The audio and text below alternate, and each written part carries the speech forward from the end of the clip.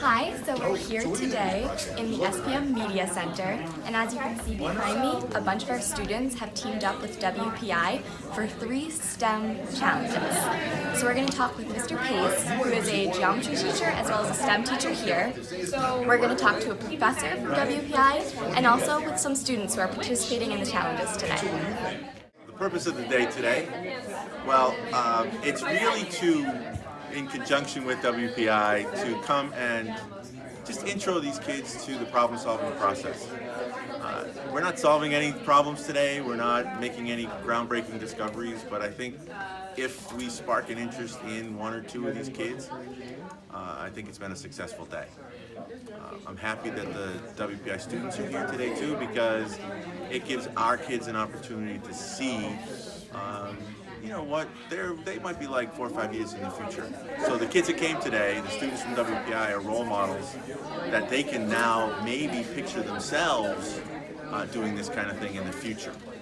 If we can show them that engineering isn't just all numbers and boring stuff, that it's real life problems, it's real life solutions, then we've been successful.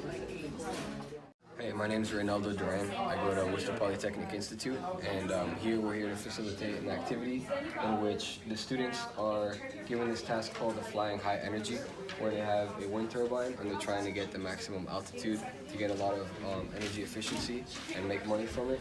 What they have to take into account is the length of the cable, how much that'll cost, and what kind of social impact it has when they anchor in different zones. So basically this activity takes into account not just trigonometry, geometry, and other algebraic calculations, but it also has the students discuss what kind of social impact that has according to which zone they have, and each one of them plays the role of a stakeholder. So they have to kind of debate in between themselves which is the optimal decision, and then come to an agreement. And once they come to that agreement, they make the calculations and they determine what kind of a profit they'll be making and how long it'll take to reach that point, how many months, years, so on. So that's the activity.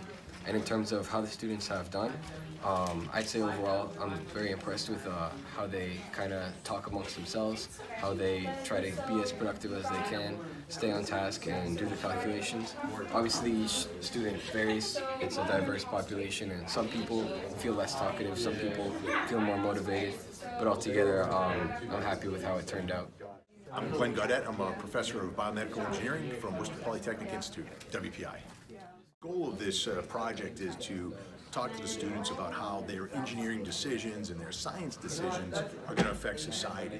And so we're using active and collaborative learning techniques to actually get them using their hands and applying things that they use in class. For example, Pythagorean's theorem, applying that to this process here. And so they can actually see different forces, and they can see triangles, and they can see different hypotenuses and different bases in height, and get those measurements, calculate them, and say, gee, what I calculate, what I learned in class, does it check with what I actually measured here?